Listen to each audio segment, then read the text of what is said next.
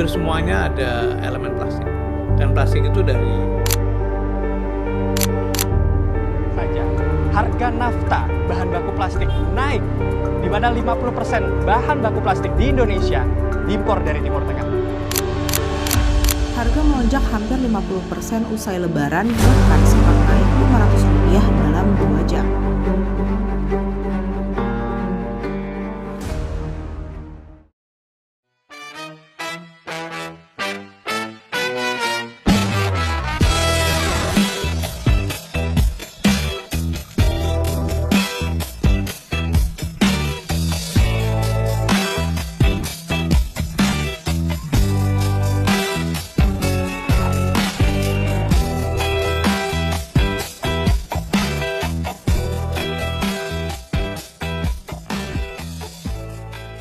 Halo dan selamat datang di podcast Flexible Katolia, ruang diskusi serius mengenai hukum, perdagangan, dan ekonomi global. Saya Katolia Fis, host pada podcast hari ini.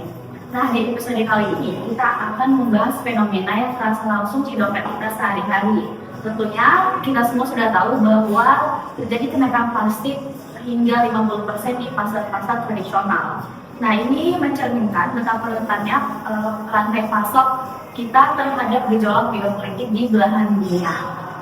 Nah, dimulai dari konflik antara Amerika Serikat, Israel, dan juga Iran yang memuncak sejak 28 Februari 2026 yang memicu terjadinya krisis pangan ekonomi global. Nah, kita sebagai Indonesia sendiri telah merasakan dampaknya.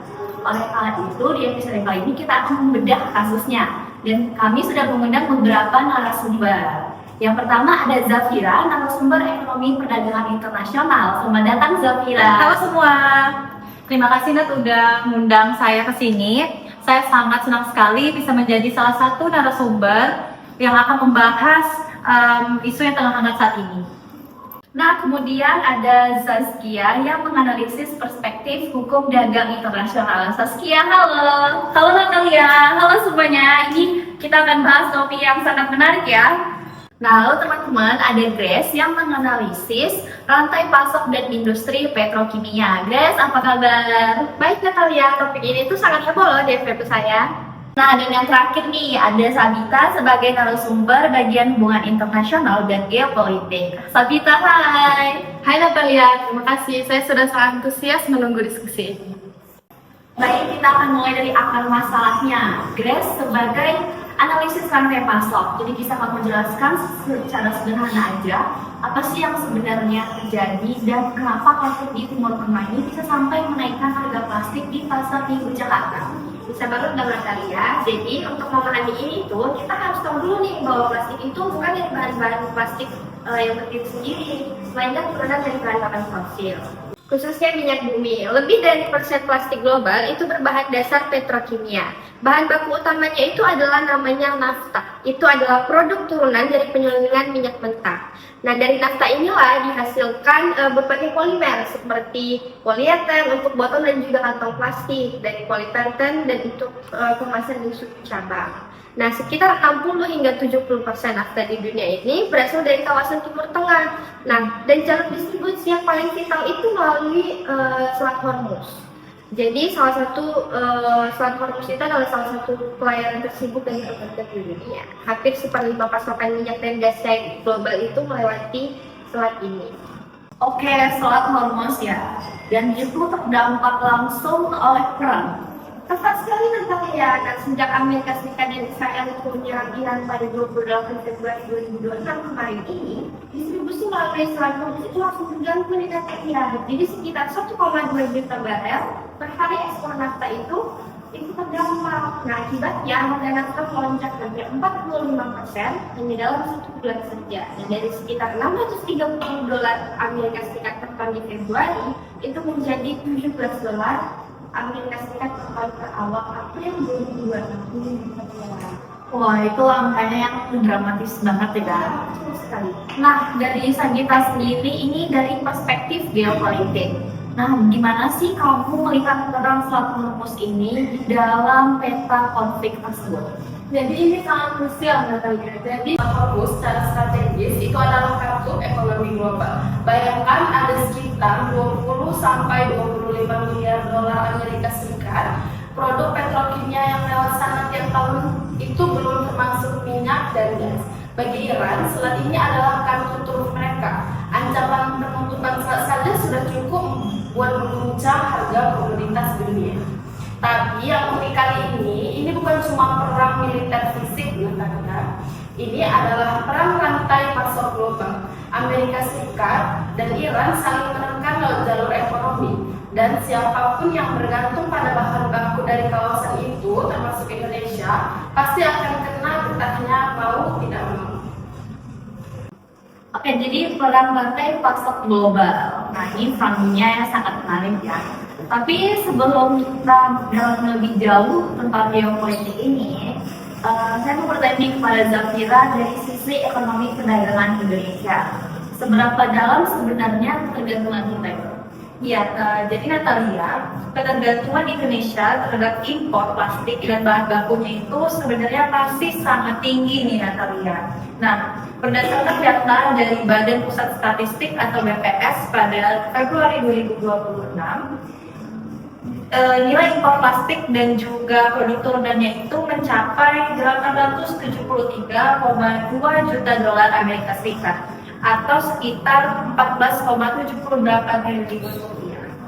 Nah, memang kita ini kan mengimpor dari berbagai negara ya, seperti Cina, kemudian Thailand dan juga Korea Selatan.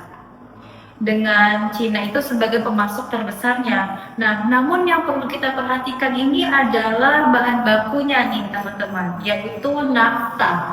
Sekitar 60% itu masih berasal dari Timur Tengah. Sehingga meskipun kita membeli produk jadi dari negara lain gitu ya, namun pada akhirnya kita itu tetap bergantung pada kawasan yang saat itu sedang mengalami ketegangan. Nah, bahkan Menteri Perdagangan sekalipun, yaitu Budi Santoso, juga sudah mengakui nih bahwa kondisi ini itu membuat Indonesia itu menjadi ikut terdampak karena ketergantungan kita terhadap impor nafta dari Timur Tengah itu masih sangat cukup besar. Kalau boleh menambahkan di sini, Natalia, jadi ini itu bukan kebetulan. Jadi ketergantungan kita pada Timur Tengah untuk energi dan petrokimia itu sudah berjalan selama puluhan tahun. Tapi ironisnya tidak pernah dianggap sebagai isu keamanan nasional yang serius. Dalam studi hubungan internasional, ini namanya adalah vulnerabilitas strategis. Kita sangat rentan terhadap keputusan negara lain untuk memenuhi kebutuhan vital kita sendiri. Yang lebih memprihatinkan, kita itu tidak mempunyai mekanisme early warning yang memadai dampaknya.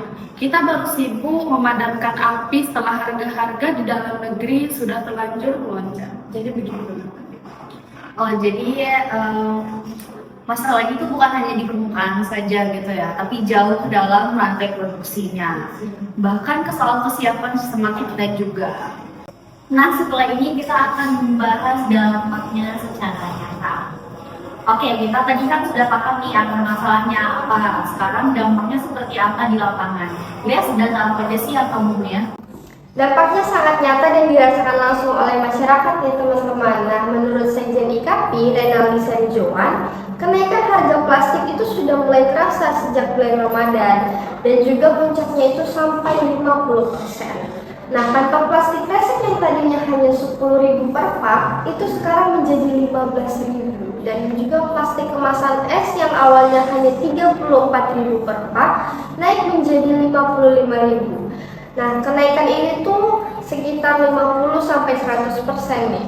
Dan juga ini bukan hanya tentang kantong kresek, gelas plastik, piring plastik, tin wall, plastik teloan, semuanya itu terdampak nih. Nah, bahkan CEO DO, perusahaan petrokimia raksasa, itu menyatakan bahwa sekitar 50% pasokan polyethylene dunia itu terdampak sama perang ini. Kemudian dampak turunnya, mungkin dari Zafira sendiri? Ya, jadi dampak lanjutan dari situasi ini itu bersifat berantai nih, Nah, yang paling awal terdampak adalah sektor UMKM, terutama di dalam bidang makanan dan juga minuman yang sangat bergantung sekali pada plastik sebagai bahan kemasan. Nah, ketika harga kemasan ini meningkat ya, pelaku usaha itu dihadapkan oleh dua pilihan yang sangat sulit. Yang pertama nih, apakah akan menaikkan harga jual ataukah mengurangi margin keuntungan? Nah, dalam kondisi daya beli masyarakat yang sedang melemah nih, kedua pilihan tersebut itu sama-sama berat. Nah, menurut ekonom yang bernama Bima Yudhistira, ia itu memperkirakan bahwa tekanan ini dapat berlangsung selama 3 hingga 6 bulan ke depan. Bahkan jika konflik ini pun berakhir, karena perbaikan infrastruktur produksi di kawasan Timur Tengah membutuhkan waktu yang tidak singkat. Nah, di sisi lain juga tekanan ini tuh juga mulai terlihat pada inflasi. Pada Maret 2026, tingkat inflasi di Indonesia itu tercatat sebesar 3,48%, yang sudah mendekati batas atas target Bank Indonesia. Nah, Lembaga Pendidikan Ekonomi dan Masyarakat Fakultas Ekonomi dan Bisnis Universitas Indonesia juga memperkirakan bahwa setiap kenaikan harga komoditas itu sebesar 10% berpotensi mendorong inflasi secara keseluruhan sebesar 0,03 hingga 0,6%. Jadi di sini saya ingin menambahkan ya. Jadi ini bukan hanya soal Indonesia, Korea Selatan misalnya sudah mengambil langkah protektif dengan melarang ekspor nafta sejak 27 Maret. Negara-negara lain seperti Singapura, Cina, dan Thailand itu juga merasakan tekanan sengaja, yang mana di banyak negara itu sekaligus justru memperburuk kelangkaan di pasar global. Dan inilah yang dalam teori hubungan internasional itu disebut sebagai security dilemma. Dalam konteks ekonomi, setiap negara itu bertindak rasional untuk melindungi diri sendiri, tapi hasil kolektifnya malah membuat semua pihak lebih buruk. Yang lebih menarik lagi, Korea Selatan mengambil langkah itu secara unilateral, tanpa koordinasi dengan ASEAN atau WTO. Ini menggambarkan bahwa lemahnya tata kelola perdagangan global dalam menghadapi krisis geopolitik itu bergerak cepat. Korea Selatan melarang ekspor nafta secara unilateral, dan kita sebagai importir jelas akan terdampak. Zaskia nih, dari sudut pandang hukum dagang internasional, apakah tindakan Korea Selatan itu bisa dipermasalahkan? Nah, ini pertanyaan yang menarik ya. Jadi dalam kerangka World Trade Organization atau WTO, pada dasarnya setiap negara itu memang dilarang menerapkan pembatasan ekspor secara sewenang-wenang. Ketentuan ini diatur dalam General Agreement on Trade and Trade, yaitu khususnya pasal 11 yang melarang adanya pembatasan kuantitatif termasuk larangan ekspor. Namun aturan ini tidak bersifat mutlak karena ada pengecualian. Misalnya pasal 11 ayat 2 memperbolehkan pembatasan ekspor sementara untuk mengatasi kelangkaan barang yang penting dalam negeri. Selain itu, pasal 21 JATT tentang security exception memungkinkan negara itu mengambil langkah yang dianggap perlu demi kepentingan keamanan nasional, terutama dalam situasi darurat atau konflik. Dalam konteks ini, Korea Selatan dapat berargumen bahwa kebijakan pembatasan ekspor tersebut merupakan langkah darurat untuk melindungi kebutuhan domestik dan stabilitas nasional. Secara hukum, ini alasan bersifat defensif dan memiliki ruang interpretasi yang luas sehingga relatif sulit digugat di forum WTO, apalagi jika dilakukan dalam kondisi konflik atau krisis nyata. Nah, sangat informatif sekali ya. Dan ini membawa kita untuk mengarah ke segmen berikutnya, yaitu bagaimana sih kita melihat semua ini dari perspektif hukum dagang internasional yang cakupannya lebih luas. Saskia, ini mungkin banyak belum dibahas di media mainstream. Nah, jadi ayo kita bedah nih, gimana sih hukum dagang internasional itu melihat kasus ini? Oke, baik. Jadi ada beberapa kerangka hukum yang relevan ya di sini. Yang pertama adalah rezim WTO, yaitu WTO mengatur perdagangan barang antar negara berdasarkan prinsip-prinsip utama seperti Most Favored Nation atau MFN, yaitu kewajiban memperlakukan semua negara anggota secara setara, serta national treatment, yaitu mengharuskan barang impor itu diperlakukan tidak boleh diperlakukan lebih buruk dibandingkan barang domestik. Dalam konteks ini, ketika terjadi gangguan pasokan akibat konflik dan harga bahan baku itu melonjak, suatu negara pada dasarnya tidak boleh secara sembarangan mengenakan tarif diskriminatif atau melakukan praktik dumping yang dapat merugikan negara lain. Jadi semua kebijakan perdagangan itu tetap harus berada di dalam koridor aturan yang telah disepakati bersama. Namun dalam praktiknya sekarang, situasi menjadi jauh lebih kompleks ketika konflik sedang berlangsung, namun negara cenderung memprioritaskan kepentingan nasionalnya, termasuk menjaga stabilitas ekonomi dan ketersediaan barang strategis dalam negeri. Akibatnya, meskipun aturan WTO itu tetap berlaku secara normatif, perdagangannya seringkali menjadi lemah atau sulit dilakukan secara efektif dalam kondisi konflik aktif. Jadi dalam konteks konflik Iran dan Amerika Serikat ini adalah salah satu pihak yang berperang, dan Amerika itu adalah mitra dagang strategis Indonesia, termasuk untuk impor bahan baku plastik senilai $2 juta Amerika Serikat per Februari 2026. Jadi ketika Amerika Serikat itu terlibat konflik aktif, prioritas mereka itu bergeser ke kebutuhan militer dan domestik. Jadi bukan ke kewajiban dagang bilateral dengan Indonesia. Jadi ini mencerminkan kelemahan mendasar dari arsitektur perdagangan internasional saat ini. Jadi perjanjian dagang ini dirancang untuk kondisi damai, bukan untuk kondisi perang. Jadi disinilah Indonesia itu perlu jauh lebih proaktif dalam membangun mekanisme diplomatik darurat, bukan hanya mengandalkan perjanjian yang ada. Jadi begitu kan. Oke, itu sangat relevan ya Sabitra. Tadi kamu sempat menyinggung soal posisi Indonesia di panggung internasional. Itu bisa kamu perdalam lagi? Tentu bisa, Nak. Jadi Indonesia itu selama ini mengandalkan prinsip politik luar negeri bebas aktif, yang artinya tidak memihak blok manapun dan terlibat aktif dalam diplomasi internasional. Jadi tapi di dalam praktiknya ini, ketika konflik besar seperti ini terjadi, Indonesia itu cenderung reaktif bukan proaktif. Jadi kita lihat misalnya bagaimana Indonesia itu belum punya posisi diplomatik yang jelas terhadap konflik Iran dan Amerika Serikat ini. Padahal sebagai negara dengan ekonomi terbesar di Asia Tenggara dan anggota G20, Indonesia ini punya legitimasi dan kapasitas untuk mendorong deeskalasi, misalnya itu untuk jalur OKI atau memimpin pernyataan bersama negara-negara berkembang yang sama-sama terdampak. Bayangkan jika Indonesia ini memimpin kondisi negara-negara global South untuk secara sama-sama menyuarakan kepada Amerika Serikat dan Iran bahwa konflik ini itu berdampak langsung pada ketahanan pangan dan ekonomi rakyat kecil di negara-negara berkembang. Jadi itu adalah diplomasi ekonomi yang nyata dan itu ada dalam kapasitas Indonesia untuk melakukannya.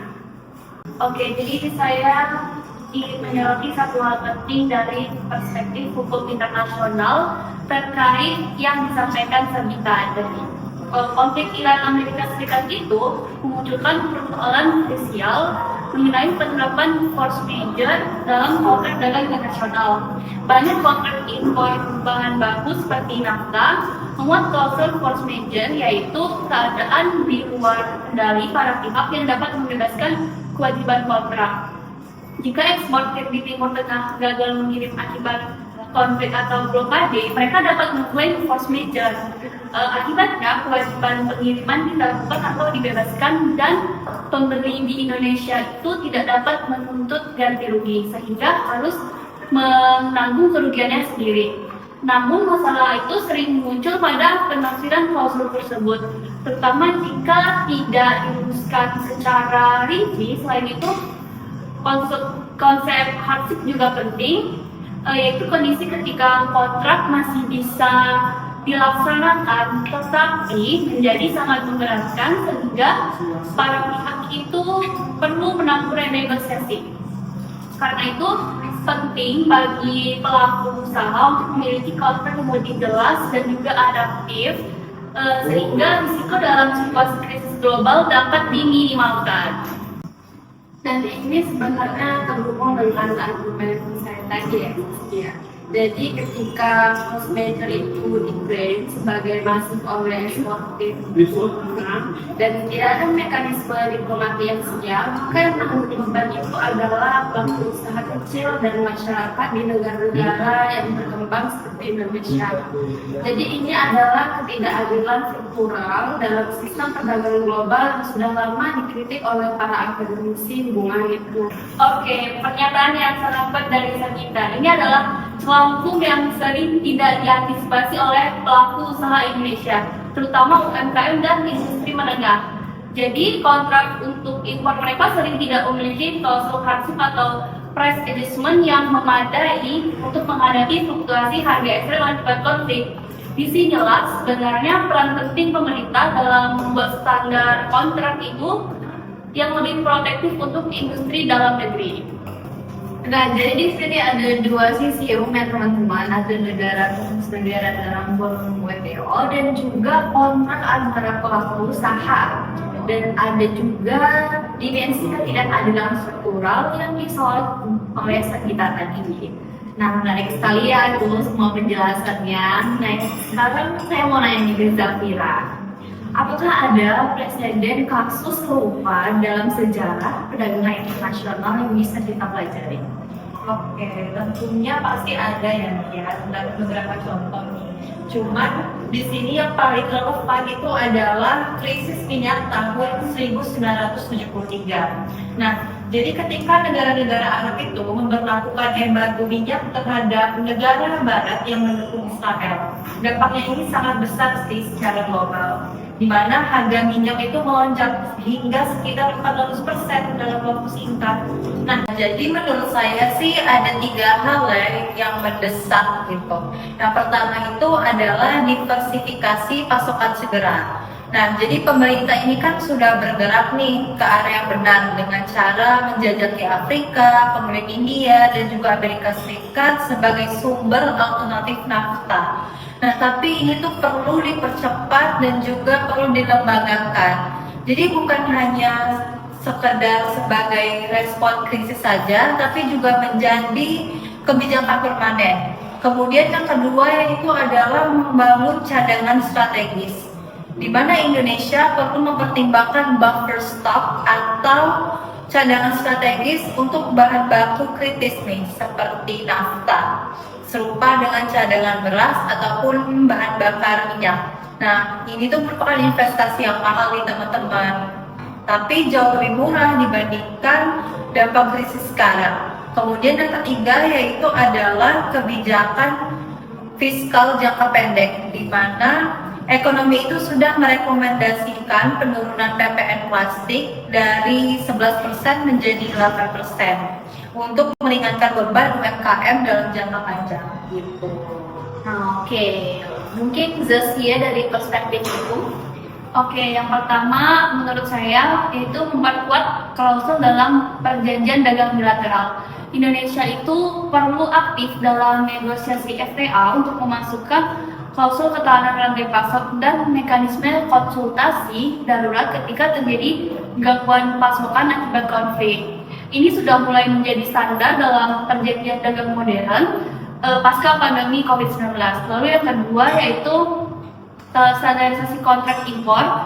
Pemerintah melalui Kemendag dan Kadin perlu menerbitkan pedoman baku atau guidelines dalam penyusunan kontrak impor, khususnya untuk bahan baku strategis dan juga kritis.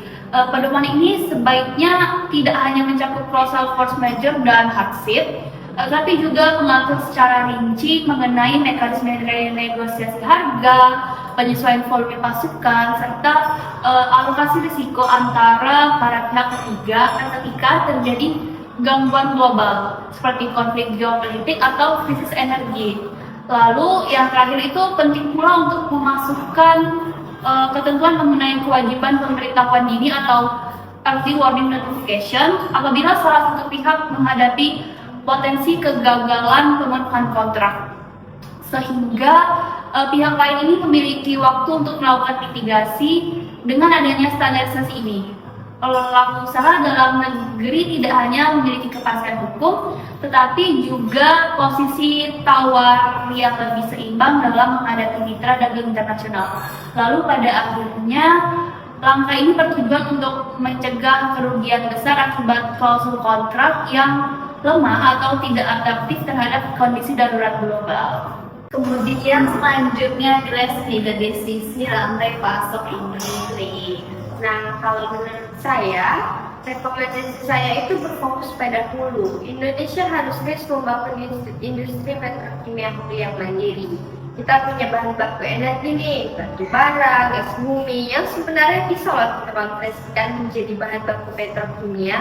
Investasi di industri petrokimia domestik memang besar dan jangka panjang, tapi ini adalah satu-satunya jalan keluar dari ketergantungan impor struktural yang membuat kita rentan.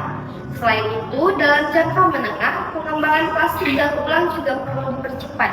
Karena krisis ini juga justru membuat selisih harga plastik baru dan plastik daur ulang itu semakin mengecil. Artinya, daur ulang itu semakin kompetitif secara ekonomi. Nah, dari bertanya nih, dari perspektif hubungan internasional, apa sih rekomendasi kamu yang konkret ya untuk Indonesia? Jadi ada 3 hal yang ingin saya tekankan di sini ya, Natalia. Jadi yang pertama, Indonesia itu harus segera membangun sistem peringatan dini geoekonomi. Kita butuh sebuah unit khusus, entah di bawah Kemenko Perekonomian atau Kemenlu, yang bertugas memantau perkembangan konflik global dan mengevaluasi potensi dampaknya terhadap rantai pasok Indonesia sebelum harga naik, bukan sesudah. Jadi yang kedua, itu Indonesia harus memimpin agenda ketahanan rantai pasok di forum ASEAN dan G20. Kita punya posisi sebagai salah satu ekonomi terbesar di kawasan. Gunakan posisi itu untuk mendorong kesepakatan regional tentang cadangan bersama bahan baku kritis, mekanisme distribusi darurat, dan protokol koordinasi ketika terjadi gangguan pasokan akibat konflik. Ini bukan hal yang mustahil. ASEAN punya presiden serupa dalam cadangan beras melalui ekspor. Yang ketiga, ini yang paling fundamental ya, Indonesia itu harus merevisi orientasi diplomasi ekonominya. Selama ini kita lebih banyak bermain sebagai price taker di pasar global, menerima harga dan kondisi yang ditentukan oleh negara lain. Sudah saatnya Indonesia bergerak menjadi rule maker, aktif membentuk norma dan aturan perdagangan internasional yang lebih adil bagi negara berkembang, khususnya dalam hal perlindungan terhadap dampak konflik geopolitik. Wah, luar biasa, 3 rekomendasi yang sangat konkret dan visioner. Terima kasih Sabita. Nah, kalimat terakhir dari masing-masing nih sekarang, apa sih takeaway yang paling penting yang kalian dapatkan dari diskusi kita hari ini? Ketergantungan impor pada satu kawasan untuk bahan baku kritis adalah kerentanan strategis yang tidak boleh dibiarkan lebih lama. Hukum dagang internasional memberikan kerangka perlindungan, tetapi hanya akan efektif jika negara dan pelaku usaha proaktif memanfaatkannya. Krisis ini adalah wake up call untuk membangun kemandirian industri petrokimia nasional. Geopolitik adalah ekonomi dan ekonomi adalah urusan rakyat kecil. Jadi selama kita belum serius membangun diplomasi geoekonomi yang proaktif, maka kita akan terus menjadi korban konflik yang bahkan bukan konflik kita sendiri. Nah, 4 kalimat tadi itu sangat luar biasa dari teman-teman semua. Saya mau ucapkan terima kasih kepada teman-teman dari Sabita, Grace, Zafira, juga Zaskia. Nah, kepada pendengar, kenaikan harga di pasar plastik ini bukan hanya sekedar soal harga plastik kresek biasa, tapi ini adalah cerminan seberapa ketergantungan kita dengan ekonomi global dan seberapa siapnya kita menghadapi guncangan dari luar. Dari podcast Lex Mercatoria, saya Natalia Kris. Sampai ketemu di episode selanjutnya. Stay informed.